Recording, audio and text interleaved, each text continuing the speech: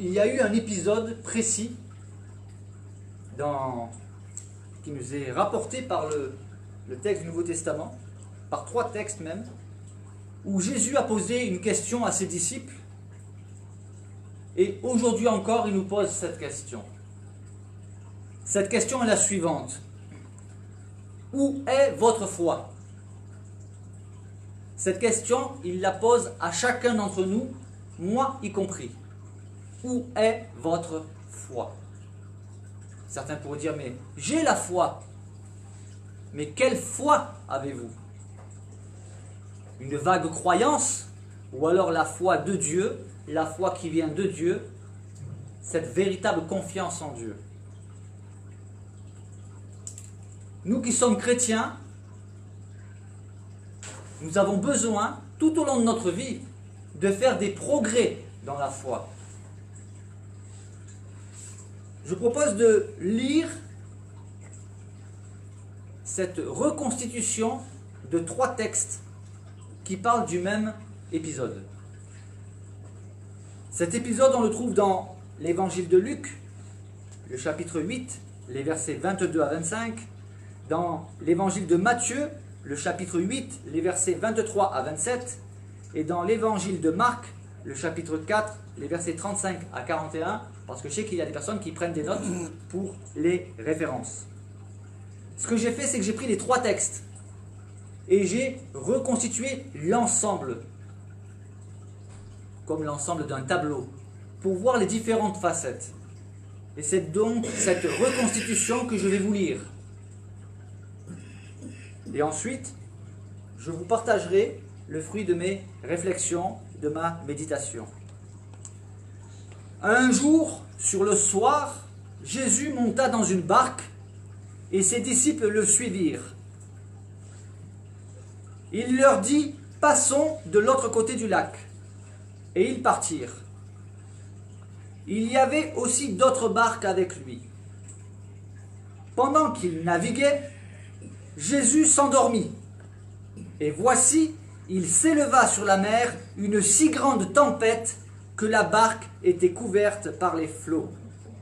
Un tourbillon fondit sur le lac, la barque se remplissait d'eau et ils étaient en péril. Et lui, donc Jésus, il dormait à l'arrière du bateau sur le coussin. Les disciples s'étant approchés le réveillèrent en lui disant: « Maître, Maître, sauve-nous, nous périssons. Ne t'inquiètes-tu pas de ce que nous périssons ?» S'étant réveillé, il leur dit: « Pourquoi avez-vous peur, gens de peu de foi ?» Alors il se leva, il menaça le vent et dit à la mer: « Silence, tais-toi !» Et il y eut un grand calme. Puis il leur dit: « Où est votre foi? Pourquoi avez-vous si peur? Comment n'avez-vous point de foi ?» Ces hommes furent saisis de frayeur et d'étonnement. Ils se dirent les uns aux autres: « Quel est donc celui-ci qui commande même au vent et à la mer, et à qui ils obéissent ?» Il faut imaginer la situation autant que cela peut se faire. Il faut un effort d'imagination pour essayer de rejoindre Jésus dans cette barque et s'imaginer au milieu de la tempête.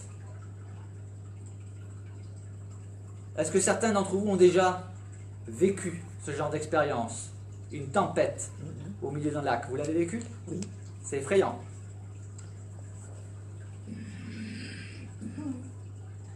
Il y a de quoi avoir peur. Je reprends le texte. Un jour sur le soir, Jésus monta dans une barque et ses disciples le suivirent.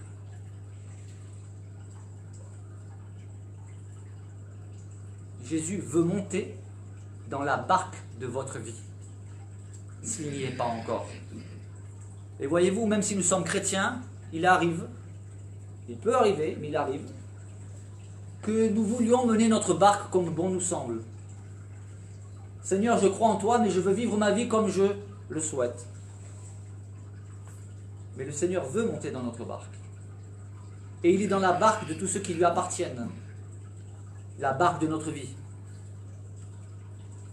Il y a le sens premier de l'histoire, mais il y a aussi le sens allégorique, les leçons que nous pouvons tirer de tel ou tel texte. Ses disciples le suivirent, et nous? Sommes-nous juste des croyants ou sommes-nous des disciples qui suivons Jésus? Ce n'est pas facile. Large est la porte, spacieux le chemin qui mène à la perdition. Mais étroite est la porte, resserré le chemin qui mène à la vie. Et il y en a peu qui les suivent. Le chemin de la foi en Christ est un chemin étroit, difficile, sur lequel il y a des pièges. Mais Jésus nous a devancés sur ce chemin. Il nous demande de le suivre. Dans cette histoire, c'est Jésus qui monte dans la barque, ses disciples le suivent. Et il a une mission, Jésus, qui l'attend de l'autre côté du lac. Il leur dit, passons de l'autre côté du lac. Et ils partirent. Il y avait aussi d'autres barques avec lui. Il y avait d'autres barques qui vont vivre la même tempête. Jésus n'est pas dans leur barque, mais ils vont être au bénéfice de ce que Jésus va faire. Et cela nous parle de la souveraineté de Dieu et de l'amour de Dieu pour les uns comme pour les autres, pour les bons comme pour les méchants, nous dit la parole de Dieu. Il y a des personnes qui bénéficient sans le savoir du secours de Dieu. Mais elles ne sont pas reconnaissantes envers Dieu parce qu'elles ne savent même pas que ça vient de Dieu.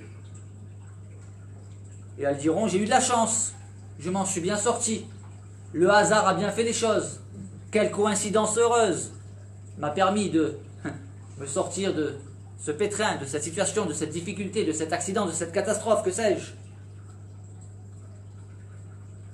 Il y avait aussi d'autres barques avec lui. Et voici qu'il navigue. Tout va bien. Et pendant qu'il naviguait, que fait Jésus? Il s'endormit. Comment Jésus peut-il dormir? Mais oui, Jésus, bien qu'il soit le Fils de Dieu, l'Emmanuel, bien qu'il soit divin, sa nature est divine, il a revêtu un corps humain de la même nature que le nôtre. Il a connu les limites imposées par un corps humain. Et les limites imposées par un corps humain, parmi ces limites, il y a la fatigue. Jésus a connu la faim, la soif, la fatigue, les tentations, sans jamais pécher. Jésus a connu une fatigue extrême dans ce cas précis. Puisqu'au milieu de la tempête, il trouvera le moyen de continuer de dormir. Oui, Jésus a connu la fatigue. Jésus ne se ménageait pas. Il donnait toute son énergie pour le prochain, pour bénir, pour guérir, pour sauver, pour encourager, pour relever, pour fortifier. Mais les limites de ce corps humain qu'il habitait lui imposaient de devoir dormir. Et Jésus s'endormit. Je m'imagine aux côtés des disciples. Ont-ils eu un regard compatissant envers Jésus? Se sont-ils dit, notre maître mérite ce repos? Mais voici que il s'éleva sur la mer une si grande tempête, parce qu'il y a des tempêtes, des petites, qui font que notre barque est secouée. Mais lorsque l'eau commence à rentrer dans la barque, il y a de quoi avoir peur. La tempête était si grande que la barque était couverte par les flots. Un tourbillon fondit sur le lac et la barque se remplissait d'eau. Et le texte nous dit, ils étaient en péril. Ils étaient vraiment en danger de mort. Et Jésus dormait. Le sens allégorique que j'y vois, c'est lorsqu'il y a des tempêtes dans nos vies et qu'il nous semble que Jésus ne fait rien. Il est où, Dieu? Mais ce n'est pas parce qu'il dort ou qu'il semble dormir qu'il n'est pas là. Jésus était avec eux dans la barque. En réalité, il ne risquait rien. Il ne pouvait rien leur arriver, ils ne pouvaient pas mourir puisque Jésus était avec eux. Et Jésus avait une mission.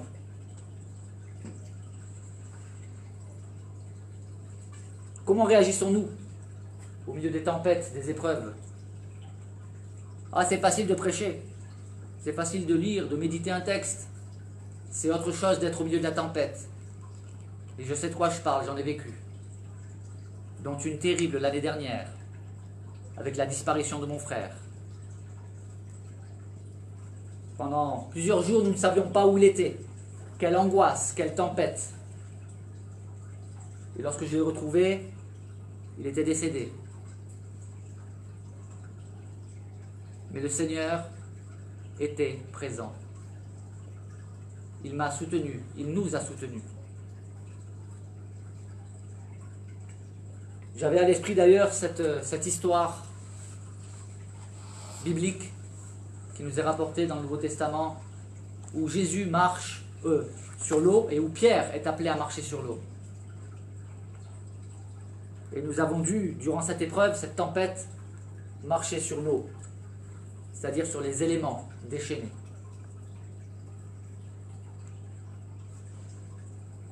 Que font les disciples? Ils s'approchent de Jésus. Ils savent qu'ils sont en danger, ils risquent de mourir.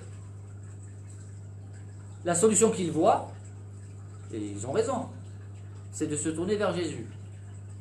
Mais ils auraient pu faire mieux. Nous allons le voir plus loin. Mais ils ont réveillé Jésus. Ils lui ont quand même fait quelques reproches. Ils lui ont dit, Maître, Maître, sauve-nous, nous périssons. Ne t'inquiètes-tu pas de ce que nous périssons? C'est un reproche. Seigneur, mais ça ne te fait rien. Ce qui m'arrive, cela ne te touche pas. Tu es indifférent. Est-ce que tu m'aimes? Est-ce que tu t'inquiètes de moi? Tu es Dieu Tout-Puissant. Pourquoi tu ne viens pas à mon secours? Il y a des tempêtes dans nos vies qui font que nous pouvons en arriver à murmurer contre le Seigneur, à lui faire des reproches. C'est très humain.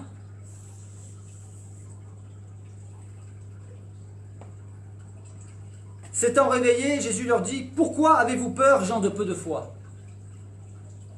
Pourquoi avez-vous peur? Mais si j'avais été dans la barque à ce moment-là, j'aurais dit, « Seigneur, tu me demandes pourquoi j'ai peur, mais n'ai-je pas raison d'avoir peur ?»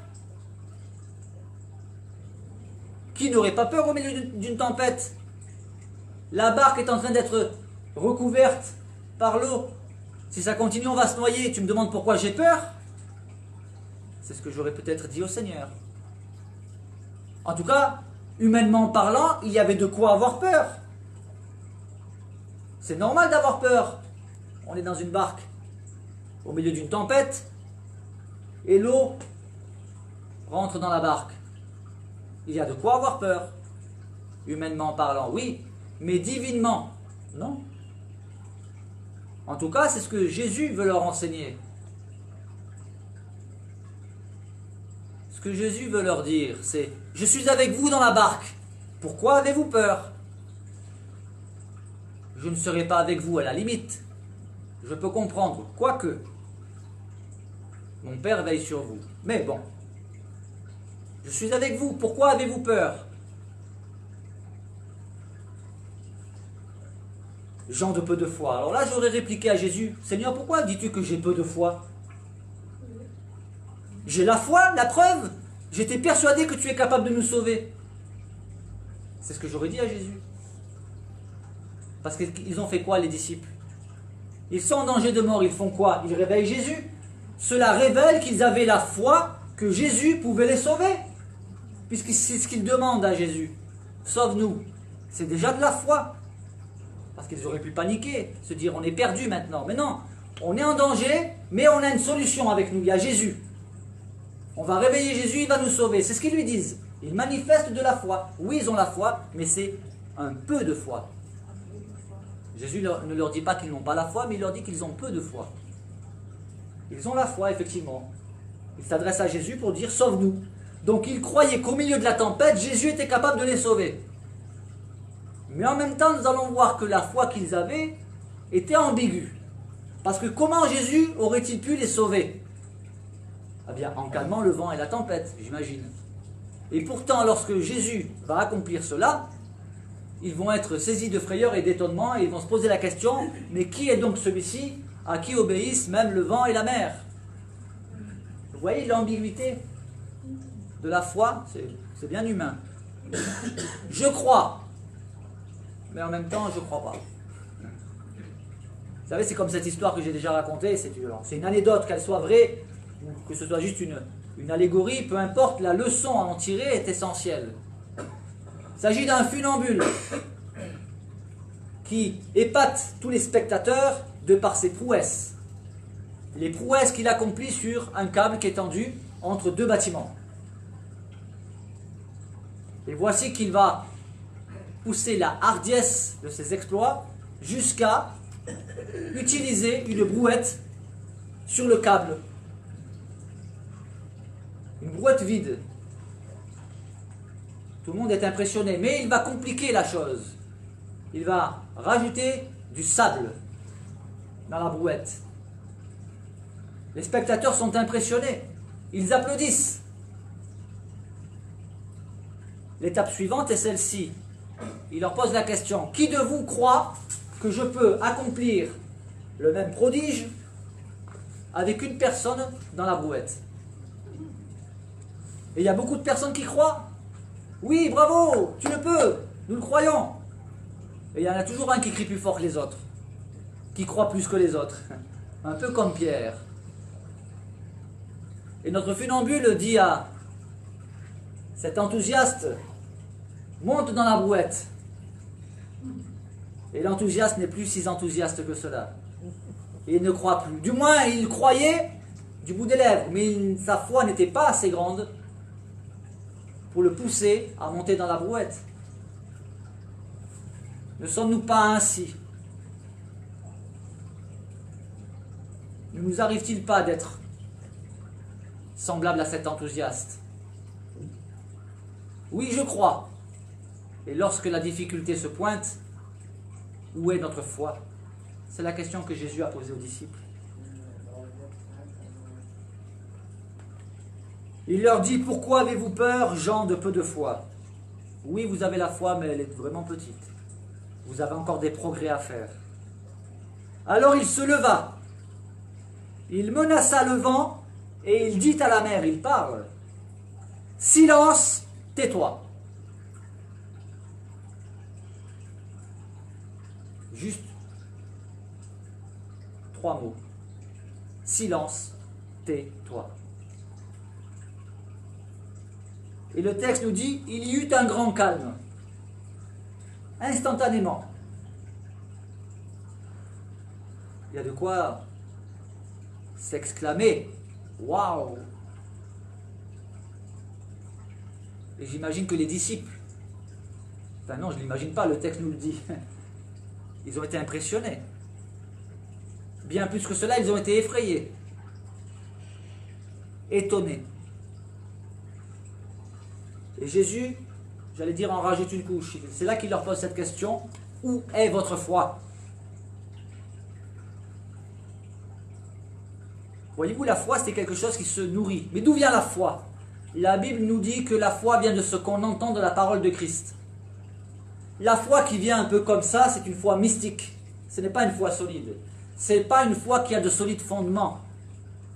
La foi qui est solide, c'est celle qui est fondée dans les Saintes Écritures, dans la parole de Dieu. Jésus a dit que l'homme ne vivra pas de pain seulement, pour nourrir notre corps, mais de toute parole qui sort de la bouche de Dieu. La parole qui sort de la bouche de Dieu, c'est la parole de Dieu. C'est la Bible, et c'est elle qui nourrit notre foi. La lisons-nous seulement? La méditons-nous? Combien de temps passons-nous chaque jour à la lire? Ce n'est pas une obligation. C'est indispensable pour avoir la foi. La vraie foi. La foi biblique, la foi solide, la foi enracinée. Pas juste une vague croyance religieuse, superstitieuse. La foi qui vient de Dieu. La foi de Dieu. Pourquoi la foi qui vient de Dieu? Parce que c'est la foi qui nous est communiquée par la lecture et la méditation de la parole de Dieu. Et aussi par les expériences que nous vivons avec Dieu. Parce que lorsque nous nous adressons à Dieu, que nous avons foi, que nous le prions et que nous vivons une expérience du secours divin dans notre vie, un secours concret, solide, palpable, cela encourage, nourrit notre foi. Et alors, comme nous l'avons chanté tout à l'heure, nous ne disons pas « je crois qu'un jour mes yeux verront Jésus », mais nous affirmons, comme le disait le chant, « je sais qu'un jour mes yeux verront Jésus ». C'est cela la vraie foi. Où est votre foi? Ne croyez pas que je me place en donneur de leçons. Le premier auditeur de ce message que je communique aujourd'hui, c'est moi. Parce que j'en ai besoin. Celui qui prétend parler aux autres de la part de Dieu, apporter un message sans se sentir concerné, est un hypocrite, un orgueilleux, un vaniteux. Je ne suis pas meilleur que vous. Cette question, le Seigneur la pose à chacun d'entre nous. Où est votre foi? La vraie foi. Celle qui, au milieu des tourments, au milieu de la difficulté, nous amène à dire « Seigneur, je te fais confiance envers et contre tout, envers et malgré tout. Tu es digne de confiance. Si je suis chrétien, je crois en Dieu, et je crois Dieu. Ça veut dire je crois ce qu'il dit. Et je lui fais confiance avec son secours. Nous avons le droit, nous sommes même encouragés à reconnaître nos limites et à faire comme cet homme qui a dit à Jésus « Seigneur, je crois, viens au secours de mon incrédulité. » Soyons vrais, invoquons le Seigneur. Si nous ne nous sentons pas à la hauteur, si nous réalisons que finalement notre foi elle est vraiment petite, implorons le Seigneur en disant « Seigneur, conduis-moi à avoir une foi plus grande. » Bon, la première des choses que le Seigneur nous dira, c'est « Mon enfant, prends du temps pour méditer ma parole. » Où est votre foi? Pourquoi avez-vous si peur? Comment n'avez-vous point de foi? Mais si Seigneur j'ai la foi, je t'ai réveillé. Mais en fait, qu'auraient-ils dû faire les disciples? Qu'est-ce qu'ils auraient dû faire?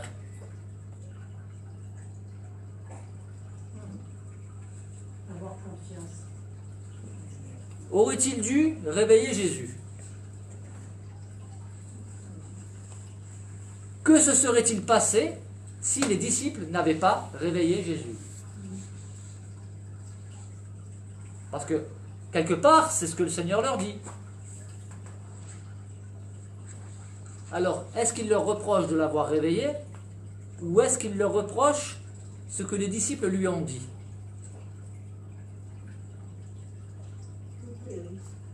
Nous périssons. Je laisse chacun libre de penser ce qui lui paraît le plus vraisemblable. En tout cas, le texte ne nous le dit pas, puisque cela n'a pas eu lieu. On ne peut pas savoir ce qui se serait passé, mais on peut imaginer deux solutions. La première, c'est que Jésus aurait fini par se réveiller tout seul. Et alors, il aurait adressé les mêmes mots à la mer et au vent, « Silence, tais-toi ». Ou alors, sans que Jésus soit réveillé, le Père Céleste aurait calmé la tempête. Mais quelque part, il me semble que l'incrédulité des disciples réside dans le fait qu'ils ont cru qu'ils allaient périr.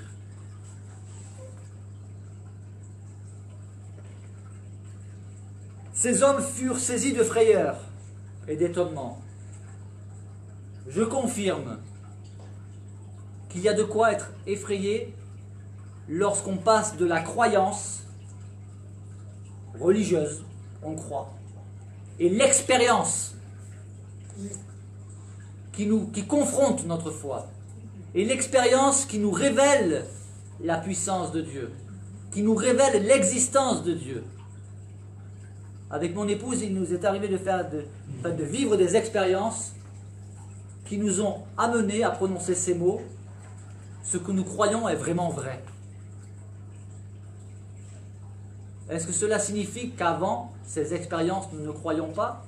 Si, nous avions la foi, jusqu'à un certain point. Et lorsque nous avons été au contact personnel de l'intervention de Dieu dans plusieurs situations précises, alors nous avons été quelque peu effrayés, si je puis dire ça entre guillemets, cette sainte crainte, et étonnés, comme les disciples. Les disciples furent saisis de frayeur et d'étonnement, et ils se dirent les uns aux autres. Ils vont s'exprimer. Mais quel est donc celui-ci qui commande même au vent et à la mer et à qui ils obéissent? Pourtant, ils étaient disciples de Jésus. Ils avaient déjà fait des expériences avec Jésus. Ils avaient déjà une certaine connaissance de Jésus. Ils avaient déjà vu des miracles. Mais tout au long de leur cheminement avec Jésus, leur connaissance de Jésus va aller en grandissant. À plusieurs reprises dans les textes, on peut lire ceci: et les disciples crurent en lui, alors qu'ils marchaient déjà avec lui, depuis déjà un certain temps. Ça veut dire que la connaissance de Jésus, la connaissance intime, personnelle, elle va aller croissante. Et l'identité de Jésus leur est révélée au fur et à mesure. Et même si ils vont proclamer certaines choses à un moment donné, le lendemain ils sont dans le doute. Et ils vont devoir faire comme ça plusieurs expériences qui vont les affermir dans leur foi, qui va du moins poser les fondements solides dont ils auront besoin plus tard dans leur mission. Qui est donc celui-ci qui commande même au vent et à la mer? Voyez-vous, cet épisode précis de cette tempête était prophétisé dans l'Ancien Testament. Cette expérience qu'ils ont vécue était prophétisée, elle était annoncée dans le psaume 107 que je vais vous lire. Et vous allez voir vraiment avec quelle limpidité cette expérience était annoncée par avance. Psaume 107, les versets 23 à 32. On peut lire ceci. Ceux qui étaient descendus sur la mer dans les navires et qui travaillaient sur les grandes eaux, ceux-là virent les œuvres de l'Éternel et ses merveilles au milieu de l'abîme. Alors ceux qui étaient descendus sur la mer, il faut savoir que l'appellation la mer, c'est valable pour les lacs comme pour les océans. Dans des navires, c'est valable pour les navires, mais aussi pour les bateaux, les barques. Et qui travaillaient sur les grandes eaux. Qui c'est qui travaille sur les grandes eaux?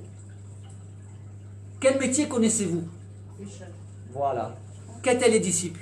Des pêcheurs de poissons, à qui Jésus a dit: je vous ferai pêcheurs d'hommes. La grande majorité d'entre eux étaient des pêcheurs. Ceux qui étaient descendus sur la mer dans des navires et qui travaillaient sur les grandes eaux, ceux-là virent les œuvres de l'Éternel et ses merveilles au milieu de l'abîme. L'abîme, dans la Bible, ça révèle la mer profonde, les profondeurs des vagues aussi.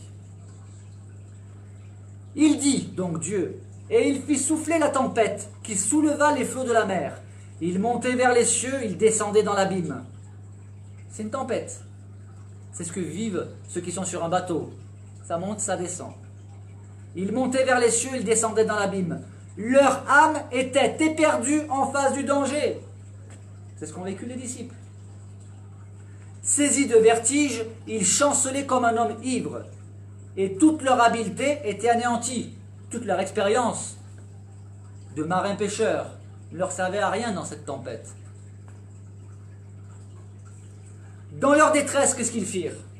Dans leur détresse, ils crièrent à l'Éternel et il les délivra de leurs angoisses. L'Éternel, c'est Dieu parmi nous, c'est Jésus. Il arrêta la tempête, il ramena le calme et les vagues firent silence. Psaume 107. Il nous est dit, il arrêta la tempête, ramena le calme et les vagues firent silence. Il a menacé le vent, il a dit à la mer, silence, tais-toi. Et il y eut un grand calme, nous dit le texte.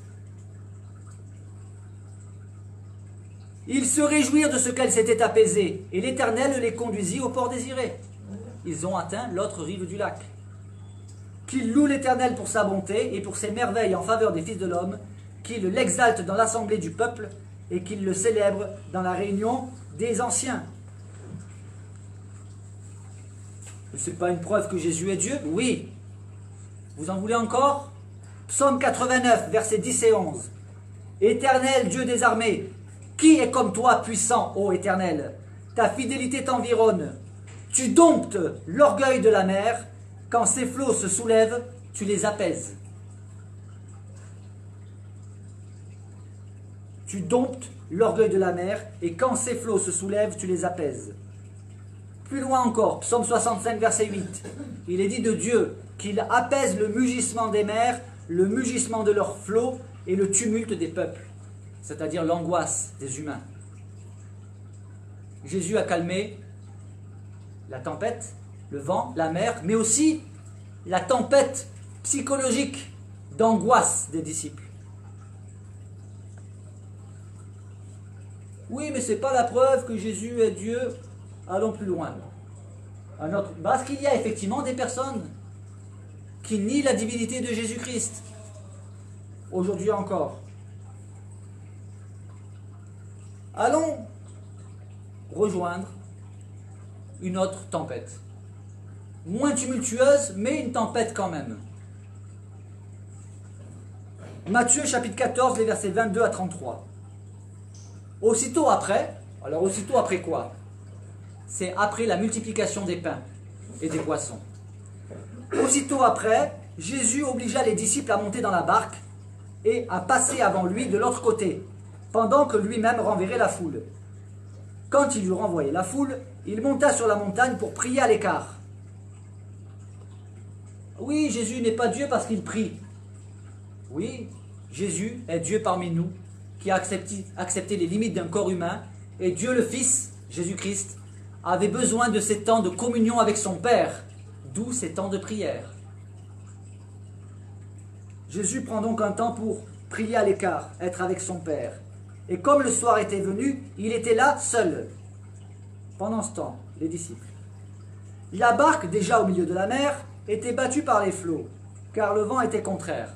On notera ici que l'eau ne rentrait pas dans la barque, mais elle était quand même secouée.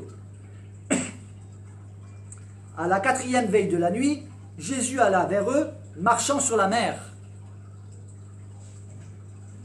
Quand les disciples le virent marcher sur la mer, ils furent troublés et ils dirent « C'est un fantôme !» À l'époque déjà, ils croyaient aux fantômes. Voyez. Et dans leur frayeur, ils poussèrent des cris. C'était une belle équipe quand même, les disciples. Hein. Ils poussèrent des cris. Jésus leur dit aussitôt, « Rassurez-vous, c'est moi, n'ayez pas peur. » Pierre lui répondit, « Seigneur, si c'est toi, ordonne que j'aille vers toi sur les eaux. » Quelle audace de notre ami Pierre. Jésus lui dit, « Viens. » Pierre sortit de la barque et il marcha sur les eaux pour aller vers Jésus. Mais, voyant que le vent était fort, Pierre eut peur et, comme il commençait à enfoncer dans l'eau, il s'écria, « Seigneur, sauve-moi » Pierre avait la foi que Jésus peut le sauver. Aussitôt, Jésus étendit la main, il le saisit et lui dit, « Homme de peu de foi, pourquoi as-tu douté? Tu pouvais marcher sur l'eau, sur les éléments déchaînés. Tu m'as demandé en plus si c'est moi que je t'ordonne de venir. Je t'ai dit de venir, tu as marché sur l'eau, pourquoi t'es-tu laissé effrayer par les vagues et les flots? Pourquoi as-tu douté? » Et ils montèrent dans la barque et le vent cessa. Ceux qui étaient dans la barque vinrent adorer Jésus. C'était des Juifs qui connaissaient le commandement, tu adoreras le Seigneur ton Dieu et tu le serviras lui seul. Et pourtant ils adorent Jésus. Pourquoi? Ils le disent. Ils vinrent adorer Jésus et lui dire, tu es véritablement le Fils de Dieu. Ça veut dire Dieu parmi nous.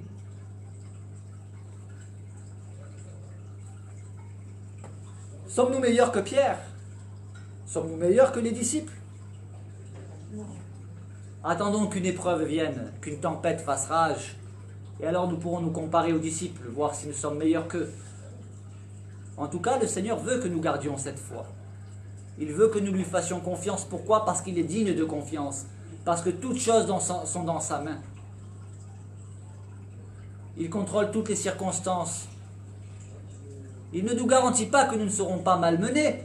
Il ne nous a jamais dit qu'on n'aurait pas des tempêtes. Il nous a dit qu'il serait avec nous dans les tempêtes. C'est une promesse du Seigneur lui-même. Il a dit, voici, je suis avec vous tous les jours jusqu'à la fin du monde. Ailleurs, il dit encore, prenez courage, car j'ai vaincu le monde. Jésus ne nous a pas promis un chemin facile, mais il a promis d'être avec nous. Et il saura calmer la tempête. Il saura nous aider à traverser les épreuves difficiles pour nous mener à bon port. Et le bon port pour le chrétien, c'est la destination finale, la vie éternelle. Nous sommes étrangers et voyageurs sur la terre, nous dit la parole de Dieu. Nous sommes humainement attachés à cette vie et pourtant, la véritable vie, le véritable bonheur, interviendra lorsque nous quitterons ce monde pour ceux qui ont placé leur confiance dans le Sauveur. Car Pierre a dit qu'il n'y a sous le ciel aucun autre nom qui ait été donné parmi les hommes par lequel nous puissions être sauvés. C'est uniquement le nom de Jésus. Nous avons vu que Jésus a prononcé 3 mots pour calmer la tempête. Silence, tais-toi. C'est un attribut divin. Psaume 33, versets 8 et 9. Que toute la terre craigne l'Éternel, que tous les habitants du monde tremblent devant lui. Pourquoi? Car il dit, et la chose arrive. Il ordonne, et elle existe. Il n'y a que Dieu qui peut prononcer de telles paroles. Il n'y a que Dieu qui a le contrôle absolu sur la météo. Et Jésus est la parole de Dieu faite chair. De la même manière, alors certains pourraient dire, oui, mais dans la Bible, on a vu des hommes comme Élie, comme Élisée, qui ont accompli des miracles par la permission de Dieu. D'accord. Citez-moi un seul prophète, un seul homme de Dieu dans l'Ancien Testament qui a pu dire à un autre être humain, tes péchés te sont pardonnés. Cela n'existe pas. Pourquoi? Parce qu'effectivement, Dieu seul peut pardonner. Et le seul qui a pu dire à plusieurs personnes, tes péchés sont pardonnés, c'est qui? C'est Jésus. J'arrive à la conclusion.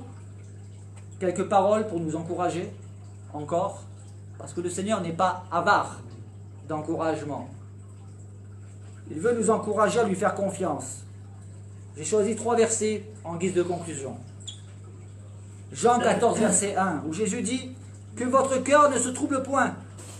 Croyez en Dieu et croyez en moi. » Jean 14, verset 27, « Je vous laisse la paix, je vous donne ma paix. Je ne vous donne pas comme le monde donne. » Oui, parce que le monde donne par intérêt, ou il attend en retour. « Que votre cœur ne se trouble point et ne s'alarme point. » Et enfin, Marc 11, 22, Jésus prit la parole et leur dit 4 mots. Ayez foi en Dieu. Amen. Amen.